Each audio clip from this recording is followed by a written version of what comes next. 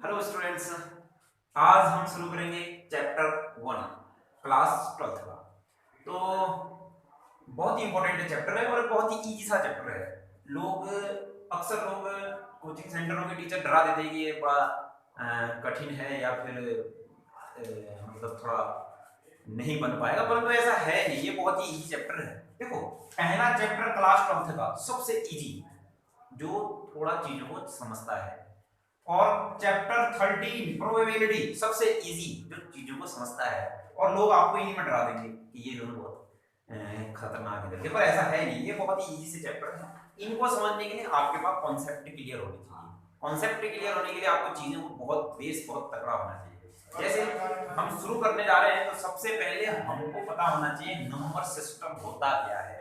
सबसे पहले चलो अब ध्यान से सुनना। सबसे पहले आपको नंबर सिस्टम के बारे में पता होना चाहिए। तो इसमें सबसे पहला जो नंबर सिस्टम होता है हमारे पास, वह होता है नेचुरल नंबर। और जो नेचुरल नंबर होते हैं हमारे पास, वो उसको हम डिनोट करते हैं। तो देखो, थोड़ा डार्क एन लिखा होता है, डार्क एन। और डार्क एन को हम लिखते हैं नंबर, नेचुरल नंबर है जिसका मतलब जो नेचर से रिलेटेड होते हैं। कैसे? जैसे मैंने कह दिया, मान लीजिए वो काउंटिंग के लिए यूज करता हूँ जिनको, जैसे काउंटिंग करनी है तो मान लीजिए मैंने ट्री गिननी है, ट्री कैसे गिनूंगा? 1 2 3 4 ऐसे तो गिनूंगा। अपने मन से कुछ भी थोड़ा ना गिनने लग जाऊंगा, एक, आधा, डेढ़, ढाई, पौने दो, पौने चार, ऐसे नहीं गिनेंगे। तो नेचुरल नंबर का मतलब होता है जो काउंटिंग के लिए यूज किए जाते हैं, जो नेचर से संबंधित होते हैं, नेचर से रिलेटेड होते हैं।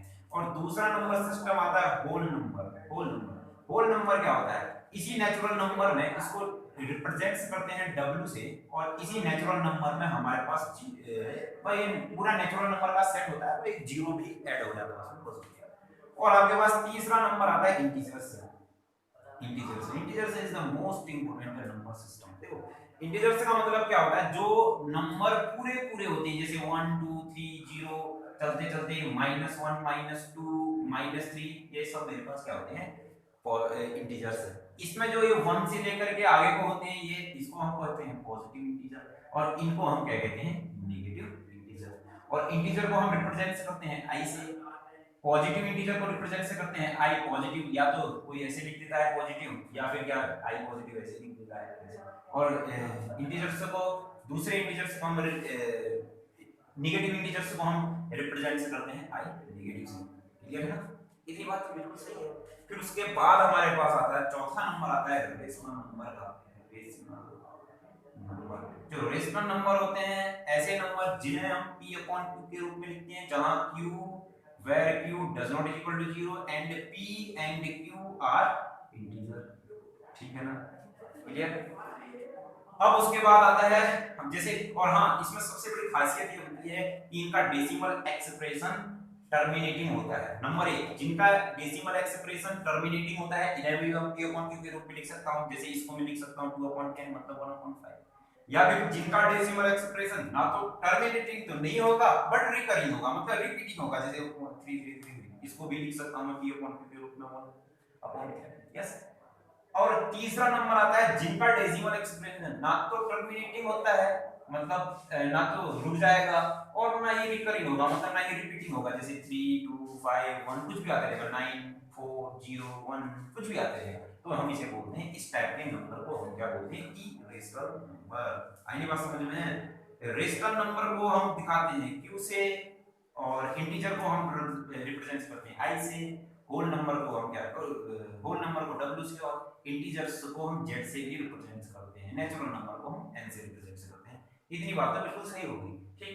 अब आता है इसमें एक नंबर सिस्टम में बहुत गजब का नंबर आता है, उसको हम बोलते हैं रियल नंबर। रियल नंबर का मतलब होता है, अगर मान ले जाए जैसे रियल नंबर है, रियल नंबर का मतलब हो गया जिसमें हम इरेशनल नंबर और रेशनल नंबर के पूरे सेट को लिख देते हैं, तो हमारे पास क्या होता है? रियल नंबर का सेट मिलता है। जिसमें रेशनल और इरेशनल नंबर के पूरे सेट को लिख दिया, हमको क्या मिल जाएगा? रेशनल नंबर मिल जाएगा, रियल नंबर का सेट मिल जाएगा। परंतु अब क्या होता है ना, अब बात बदल रही है। इसमें एक चीज होती है कि जो रियल नंबर की जो वास्तविक जो डेफिनेशन होती है वो ऐसी होती है कि भैया ऐसे नंबर जिनका मैं स्क्वायर करूं और हमको क्या मिल जाए? पॉजिटिव मिल जाए, वो हमको क्या करता है? रियल नंबर का सेट मिलता है, उसको हम r से रिप्रेजेंट करते हैं। एक ऐसे हमारे पास होता है इमेजिनरी नंबर का सेट, और इमेजिनरी नंबर का जो सेट होता है ऐसा होता है ऐसे नंबर जिनका मैं स्क्वायर करूं और हमको मिले नेगेटिव, वो हमारे पास क्या कहते हैं imaginary number. Favourite imaginary number हो गया माइनस अंडर रूट के अंदर -1। अगर मैं इसका स्क्वायर करूं तो भैया ये हमारे पास नेगेटिव आता है, तो इस अंडर रूट के अंदर -1 को हम क्या लिखते हैं आई मतलब इमेजिनरी। ठीक, अगर मान लीजिए मैं इमेजिनरी और रियल नंबर को a प्लस ib के फॉर्म में लिख दूं और a प्लस ib के फॉर्म में लिख दूं तो मुझे मिलता है कॉम्प्लेक्स नंबर का सेट, जहां a and b where a and b हमारे पास क्या होते हैं रियल। ये तो होता है हमारे पास नंबर सिस्टम, एक नॉर्मल से नंबर सिस्टम चीजें हैं। इतना तो आपको समझ में आ गया होगा।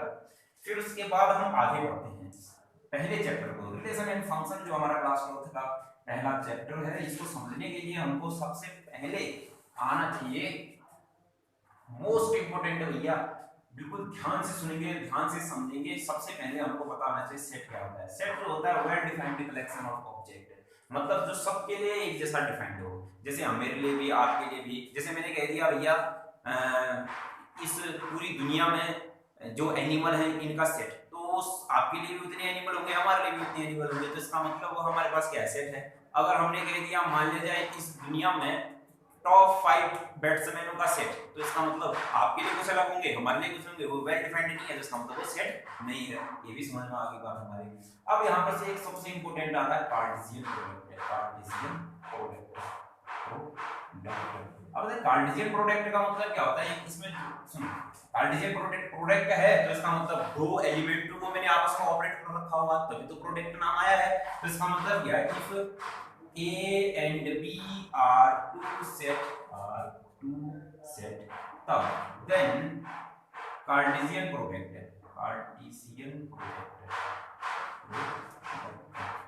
is the set of all ordered pair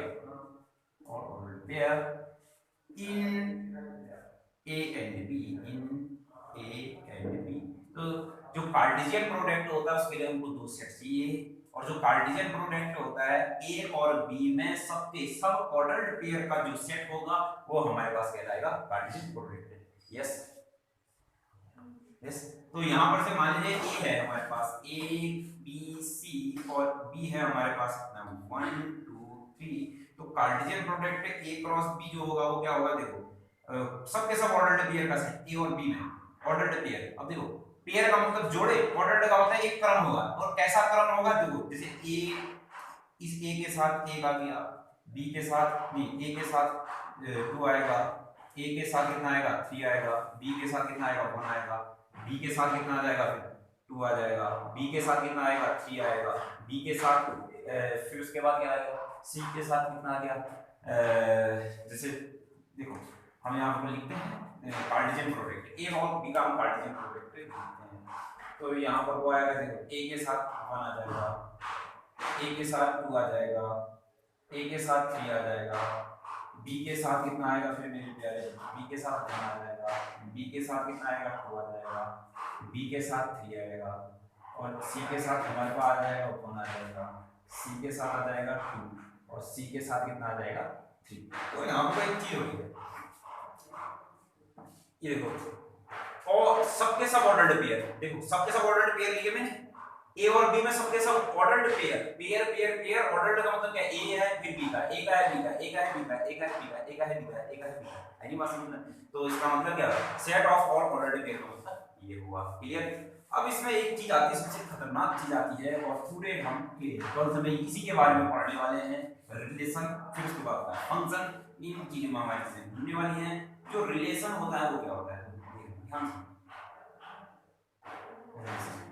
सुनना। हाँ देखो ए एंड बी है मेरे पास, दो एलिमेंट, दो सेट है, तो ए के एलिमेंट बी से किसी ना किसी एक रिलेशन से रिलेटेड होंगे, तो वहां वो जो चीज जो सेट बनेगा वो रिलेशन कहलाएगा। जैसे मान लीजिए ए से मेरे पास है, ए है, बी है, सी है, और इस बी में है मेरे पास ए एन एन डी है, आनंद है, बी से बॉय है, सी से कैट है, और डी से हमारे पास है दीपक, ठीक है ना। अब सुनिए ये देखो ए में क्या हो गया हमारे पास, ए है, बी है, सी है, बी है हमारे पास क्या है, आनंद है, ए एन डी है, फिर हमारे पास बॉय है, फिर हमारे पास कैट है, फिर हमारे पास दीपक है। और देखो यहां से सुनो, कार्टेशियन प्रोडक्ट में मतलब ए के साथ सब कुछ आएगा, ए के साथ आनंद भी आएगा, ए के साथ बॉय भी आएगा, सी के साथ कैट भी आएगा, ए के साथ दीपक भी आएगा, बी के साथ आनंद भी आएगा, बी के साथ बॉय भी आएगा, सी के साथ कैट भी आएगा, सी के साथ दीपक भी आएगा, और ऐसे सब कुछ आएगा पूरा, ए के साथ ये सब, बी के साथ ये सब, सी के साथ ये सब। परंतु अभी यहाँ पर एक रिलेशन बन रहा है। कैसा रिलेशन है कि जो ए है इसमें हमारे पास जो नेम है, नेम का पहला लेटर है, और बी में हमारे पास क्या है, पूरा का पूरा नेम है। तो यहाँ पर चीजें बनी, ए से आनंद, बी से बॉय, सी से कैट, इस टाइप की चीजें बन रही नहीं। तो यहाँ पर जो ए से आनंद है, और क्या बी से बॉय है, और क्या सी से कैट है, ये हमारे पास एक क्या बना रहे हैं भैया, रिलेशन बना रहे हैं। कैसा रिलेशन बना रहे हैं, नाम और पहले लेटर और पूरे के पूरे नाम का। तो इसका मतलब जो आर है वो साफ साफ हमको दिख रहा है, वो ए क्रॉस बी का हमारे पास क्या है, सबसेट है। या फिर कभी कभी आर जो पूरा का पूरा क्या हो जाएगा, ए क्रॉस बी भी हो जाएगा। इतनी बात आपको समझ में आई होंगी ना। ये हमने 11वीं में बोल रखी थी, 11th में बिल्कुल अच्छे से स्टडी की थी। परंतु अब हाँ एक और चीज, जो ए में जो मेरे पास एलिमेंट है, जैसे ए है, बी है, सी है, ये मेरे पास क्या कहलाएंगे, डोमेन कहलाएंगे। क्या कहलाएंगे मेरे पास बच्चों, डोमेन होता है। इस बी में जो एलिमेंट है 3 है, आनंद, बॉय, कैट, ये हमारे पास क्या कहलाएंगे मेरे प्यारे बच्चों, रेंज कहलाएंगे। और जो पूरा का पूरा बी है वो हमारे पास क्या कहलाएगा, वो डोमेन कहलाएगा। इतनी बातें अगर आपको समझ में आई हैं तो अब मैं बढ़ता हूँ हमारे 12th के टॉपिक में, जिसको हम बोलते हैं बहुत ही गजब का रिलेशन है, इक्विवेलेंस रिलेशन। तो नोट करना फिर इक्विवेलेंस रिलेशन, और इक्विवेलेंस रिलेशन लिखना, चीजों को समझना। इक्विवेलेंस रिलेशन, इक्विवेलेंस रिलेशन,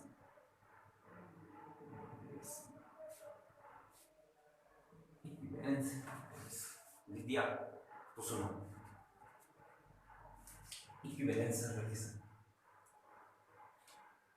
मान लिया जाए, इफ लेट कहते हैं, let A B A set, A B और सेट, ठीक है ना। Let R be the relation, R be the relation defined on, R be the relation defined on A, R हमारे पास रिलेशन है डिफाइंड है। तो अभी मेरे पास जो आर रिलेशन बना वो ऐसा बना ना, इस ए से ए पर डिफाइंड हो गया, ए से ए पर डिफाइंड हो गया। ऐसा भी हो सकता है, ऐसा नहीं कि यहां को बी जरूरी हो, वो तो रिप्रेजेंट करने का तरीका है ए बी, पर रिलेशन अधिकतर जैसे रियल नंबर से रियल नंबर पर डिफाइंड हो सकता है, रियल नंबर से नेचुरल नंबर में भी डिफाइंड हो सकता है, ऐसे भी हो सकता है। रियल नंबर से रियल नंबर पर, रियल नंबर से कॉम्प्लेक्स में, या फिर ए से ए में, या ए से बी पर। तो ये ऐसा होता है, इधर साइड के एलिमेंट को इधर साइड के जो होता है रिप्रेजेंट हम बी से करते हैं, समझने के लिए। अब समझो, तब then R is called equivalence relation,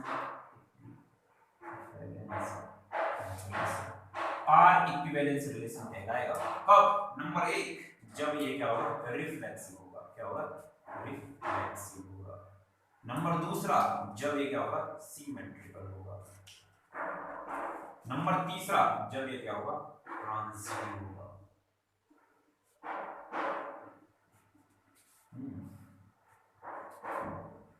अब मेरे बच्चों बिल्कुल ध्यान से सुनना, समझना और ध्यान से सुनना।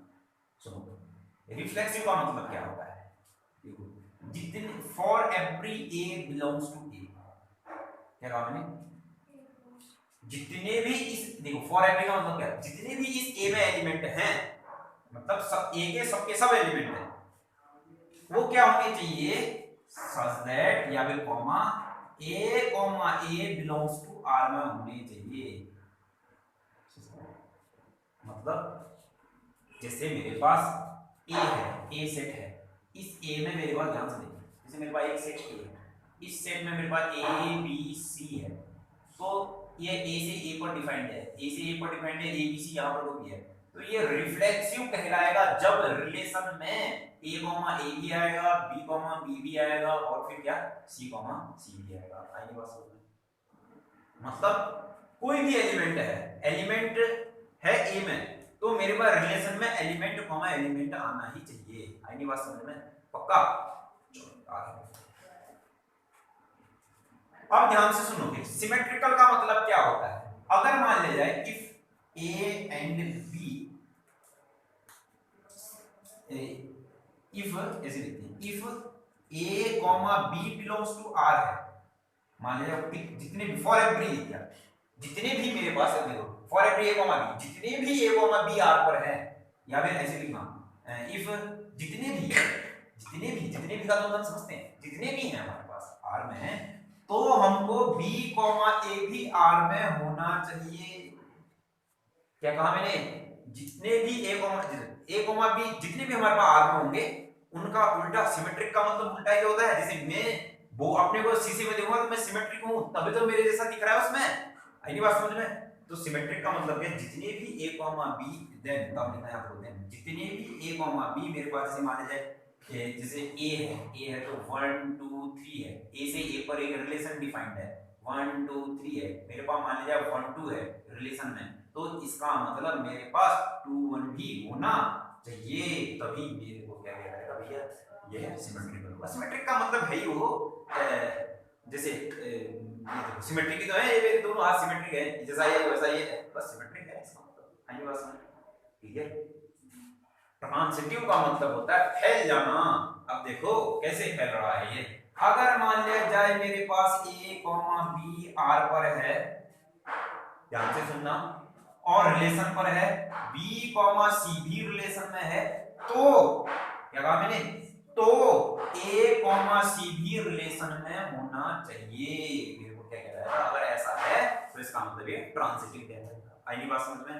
अगर मान लीजिए किसी एक कोई सेट है, अगर कोई आर रिलेशन है और आर रिलेशन ए से ए पर है और आर तीन कंडीशनों को होल्ड कर रहा है, तो जो ये आर होगा ये मेरे बच्चों क्या कहलाएगा?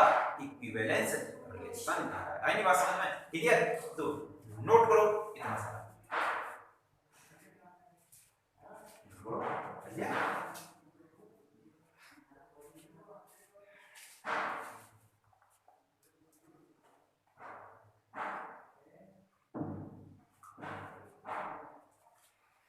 चलो फिर मेरे बच्चों बिल्कुल ध्यान से सुनो।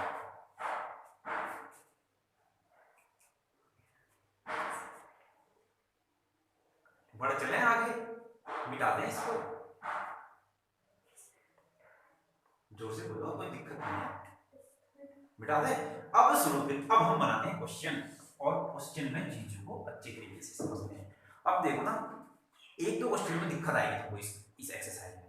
पहले अगर तुम एक बार समझ गए ना, फिर तो तुम पेपर के दिन ऐसे बैठे होगे, बिल्कुल ऐसे बिस्तर में किताब के ऊपर ले जाओगे, पहला हो गया, ऐसे हो गया, तो ऐसे देखोगे, ठीक है ना भाई? यही करना है, मिटा दूं। हाँ मैं मेरे बच्चों, ये मैंने मिटा दिया, ये मैंने क्या कर दिया, ये भी क्या कर दिया, पूरा का पूरा। चलो अब हमको चाहिए एक बुक, और हमारे पास बुक आएगी यहाँ से। चलो अब है हमारे पास, आ जाओ फिर एग्जांपल नंबर एक, एग्जांपल ही समझ लेते हैं। पहला एग्जांपल हमारे कहाँ है? Example 1, yes. चलो एग्जांपल 1 तो मेरे पास, हाँ एग्जांपल 1 तो ये बता रहा है कि सिर्फ देखो, रिलेशन भी दो प्रकार के होते हैं। एक तो रिलेशन होता है यूनिवर्सल रिलेशन, मतलब a क्रॉस b, अगर r relation a cross b के बराबर हो गया तो यूनिवर्सल कहलाएगा। अगर r में कोई भी एलिमेंट नहीं आया, जैसे ना मान लीजिए एक रिलेशन, जैसे इसी में लिखा है, इसको समझ लीजिए। देखो मेरे पास क्या कह रहा है मेरे बच्चों, a be a set of all students of boys in school, ठीक है ना? ए सेट है जहां पर तो सबके सब क्या पढ़ते हैं, सिर्फ और सिर्फ बच्चे पढ़ते हैं, बच्चियां नहीं पढ़ती, बॉय का सेट है। फिर आगे क्या कह रहा है? So that the relation R, जो एक रिलेशन आर है, इन ए आर क्या कहलाता है कि भैया आर एक रिलेशन है। कैसा रिलेशन है? A comma B such that, और रिलेशन जो है वो कहां से कहां तक डिफाइंड होगा? इन ए पर डिफाइंड है, तो जो रिलेशन होगा वो कहां से? ए से ए पर ही तो होगा। क्यों? ए से ए पर ही तो होगा ना, ए पर ही तो डिफाइंड है, ए वैसे लिखा है उसने। तो आर मेरे पास क्या है? A comma b, a is sister of b. तो बताओ फिर अब, ए भैया इसमें तो सब लड़के लड़के पढ़ते हैं, तो इसका मतलब क्या होगा, ए बी, ए क्या, a is the sister of b, a क्या है, सिस्टर है, बी क्या है, ब्रदर है। अब देखो मैं इस स्कूल में पढ़ता हूँ, तो ऑब्वियस सी बात है मेरी बहन कहीं और जगह पढ़ेगी, मेरी सिस्टर और जगह। ये हुआ जीआईसी, ये क्या हुआ जीआईसी, जहां बच्चे बच्चे पढ़ते हैं। ये मेरी बहन ऑब्वियस सी बात है जीआईसी भी पढ़ती होगी, ठीक। और इसमें मेरी बहन होगी कहाँ, ए कॉमा के तो कुछ मिलेगा ही नहीं, कोई एलिमेंट ही नहीं मिला। तो इसका मतलब जो अभी रिलेशन मिला वो मेरे को क्या मिला, फाई मिला। और क्या होता है भैया, इस टाइप का रिलेशन जहां कोई भी एलिमेंट नहीं मिलता है उसको हम बोलते हैं ट्राइवियल रिलेशन। क्या बोलते हैं हम, ट्राइवियल रिलेशन बोलते हैं उसको, ठीक है ना। इसमें लिखा भी होगा इसमें, इम्पटी रिलेशन लिखा है या फिर जो भी है, या ट्राइवियल रिलेशन बोलते हैं, ठीक है ना। और अब सुनो फिर इम्पटी रिलेशन तो आ गया। अब बच्चों का स्कूल है और हमसे क्या कह रहा है, एक रिलेशन दोबारा इसे इम्पटी रिलेशन दिखाना था। हाँ, एक आर डैश रिलेशन आया और आर डैश में मेरे पास है a कॉमा b, तो the difference between height of a and b is less than 3 metre. तो a और b की जो डिफरेंस है हाइट का, वो 3 मीटर से क्या है, छोटा है। अब मेरी बात सुनो, 3 मीटर का मतलब कितना होता है मेरे बच्चों, 300 सेंटीमीटर। और भैया a और b के बीच का अगर डिफरेंस निकालूंगा ना, 300 सेंटीमीटर ज्यादा हो सकता है कभी, हो ही नहीं सकता। ज्यादा से ज्यादा स्कूल है, एक बच्चे की हाइट यार कम से कम 10 सेंटीमीटर तो होगी। अगर स्कूल है 10 सेंटीमीटर तो हो ही नहीं सकती है, 30 सेंटीमीटर तो कम से कम होगी, सबसे छोटा बच्चा तो होगा। हाँ, और जो सबसे बड़ा बच्चा होगा वो ज्यादा से ज्यादा 210 ही तो होगा, 210 से बड़ा थोड़ा ना हो सकता है, खली से बड़ा थोड़ा ना हो सकता है। और अब इनके बीच का भी तुम डिफरेंस निकालते हो ना, सबसे बड़े और सबसे छोटे के बीच का जो डिफरेंस निकालते हो, तब भी मेरे पास कितना आता है, 180 आता है। परंतु डिफरेंस है 300 से कम, तो इसका मतलब 300 से कम तो सबका हाइट का डिफरेंस होने वाला है। तो इसका मतलब मेरे को पूरा का पूरा r जो मिला, क्या वो पूरा का पूरा a क्रॉस a मिलेगा कि नहीं मिलेगा, नहीं आई बात समझ, नहीं आई ना। एक बात ध्यान से सुनो, ध्यान से, कोई दिक्कत नहीं है, कोई दिक्कत नहीं है। देखो देखो मेरे पास ना, मेरे बच्चे देखिए, ए में 3 बच्चे हैं, एक ए है, एक बी है, एक सी है, ठीक है ना। तो जो रिलेशन जो ए क्रॉस, देखो रिलेशन ए से ए पर डिफाइंड किया, ए में डिफाइंड किया है, तो ए क्रॉस ए मेरे पास क्या हो जाएगा, फिर ए क्रॉस ए जो होगा वो क्या होगा, ए बी सी, और यहाँ पे क्या ए बी सी, ये ए और ये ए। तो ए क्रॉस ए हमारे पास क्या हो जाएगा मेरे बच्चों, क्या होगा, ए कॉमा ए, ए कॉमा बी, ए कॉमा सी, फिर बी कॉमा ए, बी कॉमा बी, फिर बी कॉमा सी, फिर क्या नाम आ जाएगा, सी कॉमा ए, सी कॉमा बी, फिर क्या सी कॉमा सी। ये तो मेरे पास क्या होगा, कार्टेशियन प्रोडक्ट होगा। अब इसमें एक रिलेशन है, अब देखो रिलेशन क्या दिखा है कि भैया इनमें से ऐसे कितने एलिमेंट है, रिलेशन का मतलब क्या हो गया, कार्टेशियन प्रोडक्ट में से ऐसे कितने एलिमेंट हैं कि इनके जो हाइट का जो डिफरेंस है वो 300 मीटर से क्या है, ज्यादा है, ग्रेटर देन 300 मीटर क्या है, क्या कह रहा है, इज लेस देन, हाँ ये जो ये देखो लेस देन है, इनके बीच में ऐसे देखो ये रिलेशन में ऐसे ऐसे एलिमेंट लिखो जो इनके बीच की जो हाइट है वो क्या कह रहा है भैया, 300 सेंटीमीटर से कम होनी चाहिए। तो इसका मतलब क्या है, ए और ए देखो इस आर में ए और ए आएगा, क्योंकि इनके बीच की तो जो हाइट का जो डिफरेंस है वो तो 0 हो गया, वो तो आना ही है। ए और बी, सुनो अब मेरे पास बच्चे पढ़ रहे हैं, मान लीजिए ये देखो स्कूल है, स्कूल में 3 बच्चे पढ़ रहे हैं, इसकी हाइट होगी 150 सेंटीमीटर, इससे तो ज्यादा लंबा हो नहीं सकता स्कूल में पढ़ रहा है तो बच्चा। इसकी होगी कितनी, चलो 180 कह देते हैं, ज्यादा ज्यादा बाद में कोई लंबे हो जाते हैं, बाद में बड़े छटक जाते हैं, बाद में 180 हो गया। सी में ज्यादा से ज्यादा होगा 100, जैसे तुम ही 3 हो, 180 इसकी होगी, 150 इसकी होगी, 160 इसकी होगी। अब लगा लो इसमें डिफरेंस निकाल लो भैया, ए इस ए और ए का डिफरेंस क्या आर में आएगा, आर में आएगा क्योंकि 0 आया, डिफरेंस लेस देन 300 आया। और ए और बी, फिर है ए कॉमा बी का डिफरेंस निकालो तो कितना आया, 30 आया, क्या लेस देन 300 है, हाँ इन दोनों का डिफरेंस निकालो 20 आया, क्या लेस देन 300 है, हाँ तो ये भी आ जाएगा। तो ऐसे कोई सा भी इनके बीच का कोई सा भी ले लो, बीसी ले लो, बीबी ले लो, सीबी ले लो, सीए ले लो, उनकी हाइट का डिफरेंस 300 से कम ही तो आ रहा है। तो इसका मतलब ये जो ए क्रॉस ए आया ये कुछ और नहीं, पूरा का पूरा रिलेशन ही तो आया। तो इस प्रकार का रिलेशन मेरे पास क्या कहता है, यूनिवर्सल रिलेशन, जिसमें पूरा का पूरा ए क्रॉस ए आ जाता है, पूरा का पूरा कार्टेशियन प्रोडक्ट आता है, ठीक है। तो इस प्रकार के रिलेशन जो फाई एंड पूरा का पूरा ए क्रॉस ए, पूरा का पूरा कार्टेशियन प्रोडक्ट है, ये हमारे पास क्या कहलाता है, ट्राइवियल रिलेशन कहलाते हैं। क्लियर हो गया कि नहीं? पहला एग्जांपल ये था हमारे पास, इतना कोई खतरा नहीं था। अब देखो दूसरे एग्जांपल में हम चीजों को और बेहतर तरीके से समझते हैं। हम पहले ऐसा ही करेंगे, पहले आपको चैप्टर की डिटेल समझा देंगे, फिर उसके बाद एग्जांपल बताएंगे, फिर उसके बाद हम एक्सरसाइज देंगे, बताएंगे सब कुछ, पूरी एनसीईआरटी को बताएंगे, एक एक चीज बता देंगे, ठीक है। अब देखो हमसे क्वेश्चन कहता है, देखो मेरे प्यारे बच्चों, let T be the set of all triangle in plane. एक प्लेन है, इसमें सब ट्रायंगल है, एक ये ट्रायंगल है, एक ऐसा ट्रायंगल है, एक ऐसा ट्रायंगल है, जितने भी ट्रायंगल है उनका सेट है। आई बात समझ में? क्या T is the set of all triangle in T set of all triangle in plane, ऐसा ही है ना मेरे प्यारे बच्चों, ठीक। अब अगला है, फिर सुनो, एंड T is given, तो R जो, अब तो सुनो फिर, and with R relation in T given by R is equal to T1 comma T2 T such that T1 is congruent to T2, then so that R is the equivalence relation। देखो question क्या है, आया समझ? Question क्या है? Question क्या है, T मेरे पास एक प्लेन है, प्लेन में जितने भी ट्रायंगल हैं वो सब पे ट्रायंगलों का सेट मेरे पास क्या है, T है, और जो इसमें रिलेशन है दो T1 और, देखो देखो ऑप्शन मान लिया जाए ना मेरे प्यारे बच्चों, देखो T एक सेट ऑफ ऑल ट्रायंगल है, T1 हो गया, T2 हो गया, T3 हो गया, T4 हो गया, T5 हो गया, मान लिया जाए किसी प्लेन पर मेरे पास ये 5 ट्रायंगल है, प्लेन में सिर्फ 5 ट्रायंगल है, समझ लीजिए। तो जो रिलेशन है वो कहां से कहां तक का डिफाइंड है, T से, ठीक। तो कार्टेशियन प्रोडक्ट में क्या आएगा, T1 के साथ सब, T2 के साथ सब, T3 के साथ सब, T4 के साथ सब, T5 के साथ सब। अब इसमें से रिलेशन में क्या क्या आएगा, फिर मेरे पास देखो रिलेशन में क्या आएगा, जब देखो ऐसे आएंगे, मान लीजिए T1 और T2 आया, तो इसका मतलब ये दोनों आपस में कॉन्करेंट होंगे तभी आएगा, ठीक। तो मुझे बताना है इक्विवेलेंस रिलेशन है या नहीं। तो सुनो, क्या इस रिलेशन में T1, T1 आएगा? क्यों? क्योंकि अपना ट्रायंगल अपने ही कॉन्करेंट होता है, T1, T2 आएगा। क्या T2, T2 आएगा? अपने ही कॉन्करेंट। क्या T3, क्या T4, क्या T5, T5? तो इसका मतलब क्या, जो हमको ये रिलेशन दिया है ये रिफ्लेक्सिव हुआ,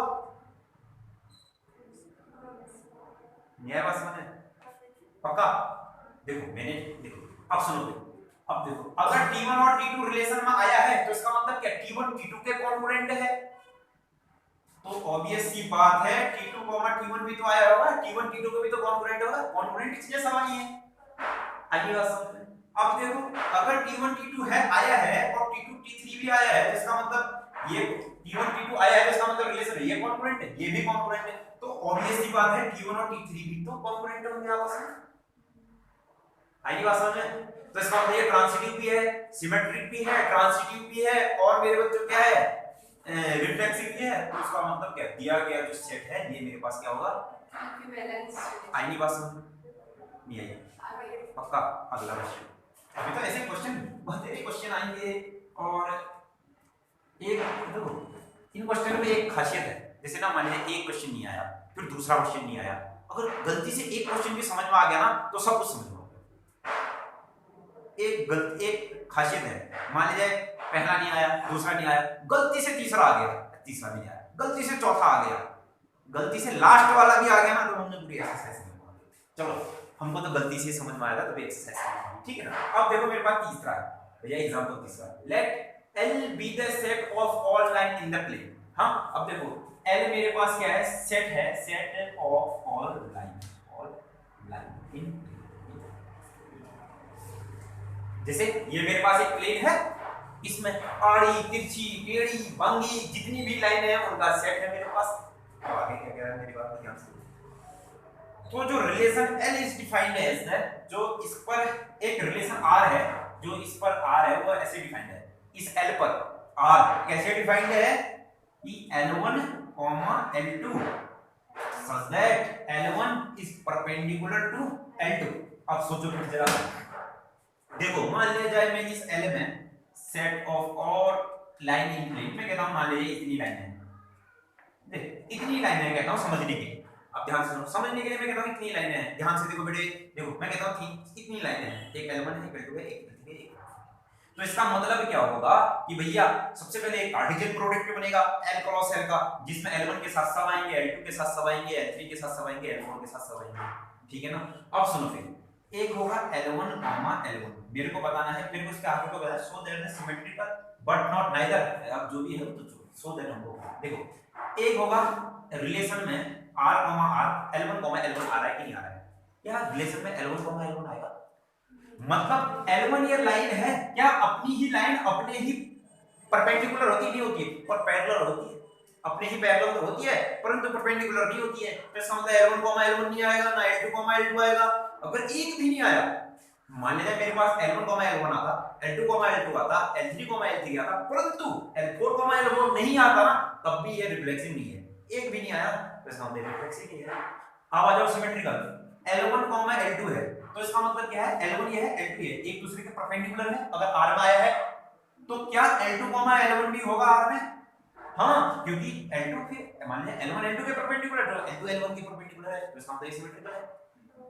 अब देखो L1 L2 के परपेंडिकुलर है, L1 L2 के परपेंडिकुलर है और L2 L3 के परपेंडिकुलर है, L2 L3 के परपेंडिकुलर है, तो क्या मेरे पास L1 L3 के परपेंडिकुलर है, नहीं है, पैरेलल है, तो इसका मतलब क्या हो गया, ये ट्रांजिटिव भी नहीं है। आज ये बात बहुत ही बड़ी।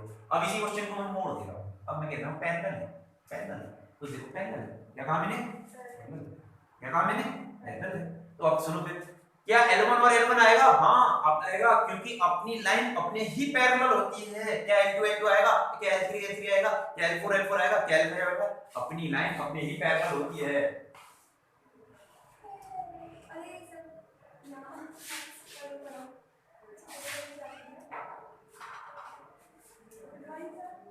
तो अब सुनो, टाइम हो गया, बस एक मिनट, हाँ अब सुनो, देखो मैंने लिखा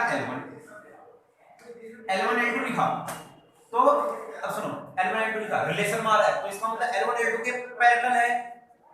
क्या L2 और L1 आ सकता है रिलेशन में, हाँ अगर L1 L2 के पैरेलल है तो L2 L1 के पैरेलल होगी, ऑब्वियस सी बात। अब देखो क्या L1 L2 आया तो इसका मतलब ये दोनों पैरेलल है, क्या L2 L3 आया, क्या ये दोनों पैरेलल है, मतलब ये L1 है, ये L2 है, ये L2 है, ये L3 है, पैरेलल है, तो क्या L1 L3 भी आएगा, वो भी तो पैरेलल ही होंगे, तो इसका मतलब क्या ये रिलेशन मेरे पास क्या कहलाएगा, इक्विवेलेंस रिलेशन कहलाएगा। तो मेरे बच्चों अब आएगा कल को एग्जांपल 4 5 6 7 जितनी भी होगी वो करेंगे और कल का हम करेंगे 1.1। तो मिलते हैं फिर कल।